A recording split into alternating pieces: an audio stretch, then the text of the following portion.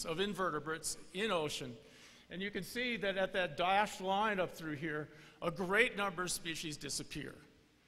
The end Cretaceous extinction looks like this too, in that a large number of species disappear.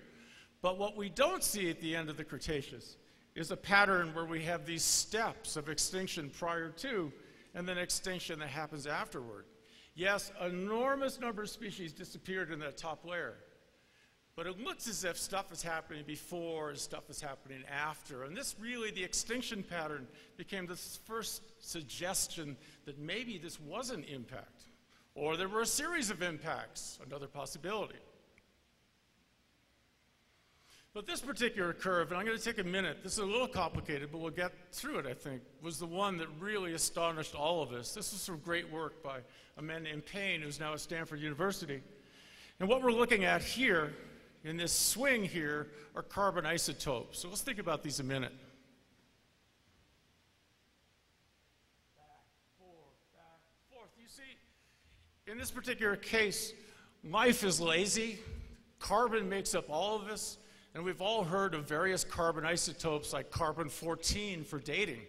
But in fact, two more interesting carbon isotopes are carbon-12 and carbon-13. There's a whole lot of carbon-12. You and I and all the living creatures here, we're mostly carbon-12. We all have a tiny bit of carbon-13. But life loves carbon-12 and throws out carbon-13 if it can, and that means through photosynthesis. Plants take all the 12 they can.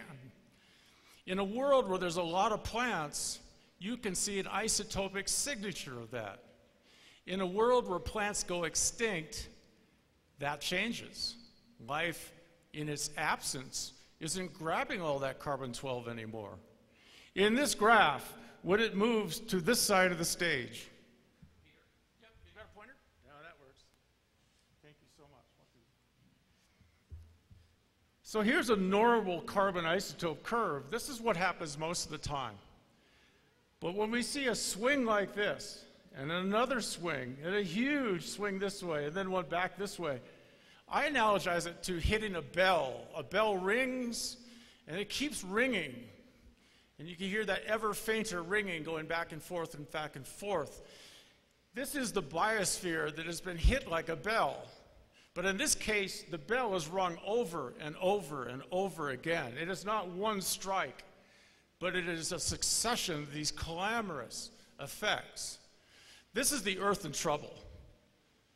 This is the Earth with a carbon cycle so out of whack. We call this chaotic carbon isotopes. The time on this is 251 million years ago to 247 million